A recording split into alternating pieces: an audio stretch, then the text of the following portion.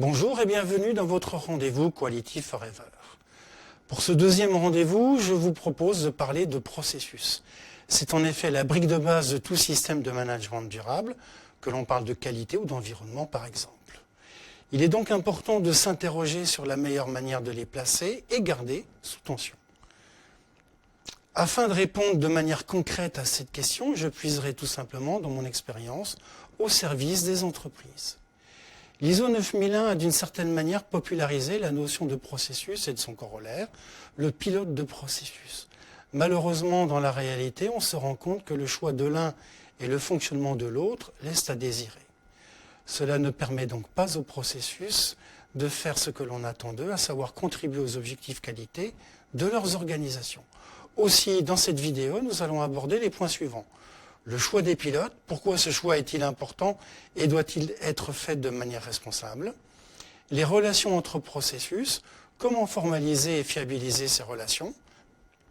Le suivi de l'activité, comment suivre et analyser l'activité régulièrement à l'image de la revue de direction. Contrairement à ce que l'on peut croire, le choix des pilotes n'est pas toujours totalement rationnel. On voit nommer des râleurs que l'on veut occuper, quand ce n'est pas des recalés de la dernière vague de nomination. On a là de très mauvaises raisons qui ne peuvent conduire qu'à des problèmes de management, de gestion des relations entre processus et donc de négociation. Nous ferons du choix des pilotes un sujet à part entière dans une prochaine vidéo. On sait qu'il faut les choisir soigneusement, mais pour l'instant, restons sur les processus. Lors de l'étape précédente, je parlais de savoir négocier. Un processus travaille en effet avec des processus fournisseurs pour des processus clients.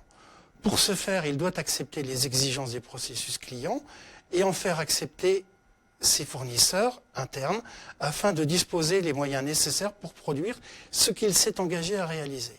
Sans vouloir tomber dans un excès de formalisme, le résultat de ces négociations doit donner naissance à un contrat. On nommera le contrat issu de ces différentes négociations contrat d'interface. Ainsi, chaque processus voit son activité précisément encadrée par un document qui répertorie les engagements pris vis-à-vis des processus clients et ceux pris par les processus fournisseurs. En cas de problème, il y a là un document clair, validé de tous. Quant au responsable qualité ou QSE, qui va accompagner ce travail de négociation et de rédaction, avec l'ensemble des contrats, il possède une véritable bible des engagements de chacun. Si les pilotes de processus sont des personnes rationnelles, elles ne peuvent que se sentir engagées par ces contrats d'interface qu'elles auront négociés en tout ou partie. Et puis, en cas de problème, non-conformité, dérive, etc., il sera très simple de se référer à des contrats, le cas échéant avec l'appui du responsable qualité ou QSE. Par rapport au sujet traité ici, on a donc bien avec ces contrats d'interface des outils permettant de garder sous tension chaque processus. Reste à faire vivre cela au quotidien, le pire étant de ne ressortir ces contrats d'interface qu'au moment de préparer la revue de direction. Pour éviter cela et pour que le contrat d'interface devienne le document de référence de chaque processus, ce document doit encore franchir 3 étapes. Étape 1, notre contrat d'interface doit devenir la référence à laquelle chacun au sein du processus doit pouvoir se reporter en cas de besoin. Vous allez faire jouer votre créativité artistique pour lui adjoindre tout ce qui a une importance dans chaque processus, les normes à respecter, les spécifications, les procédures à respecter, etc.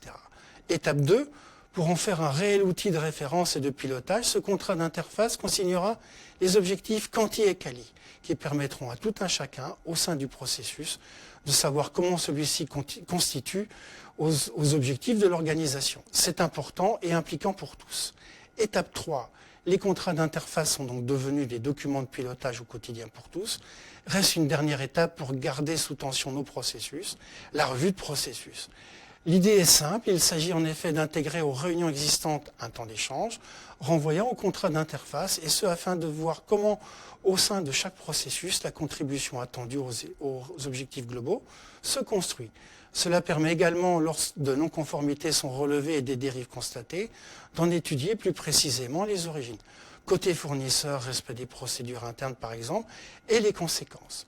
Bien évidemment, cette construction d'un mode de fonctionnement harmonisé et permettant de mettre sous tension de manière coordonnée l'ensemble des processus d'une organisation ne peut se faire que progressivement.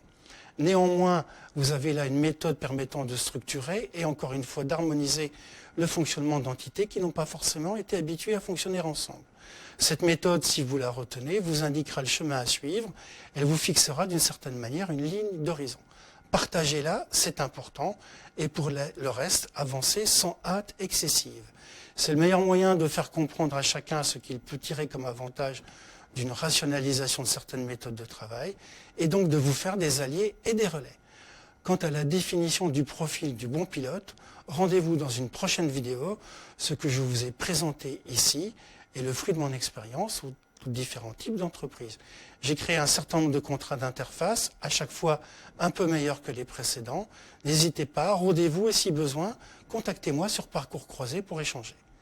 Je vous remercie pour votre attention.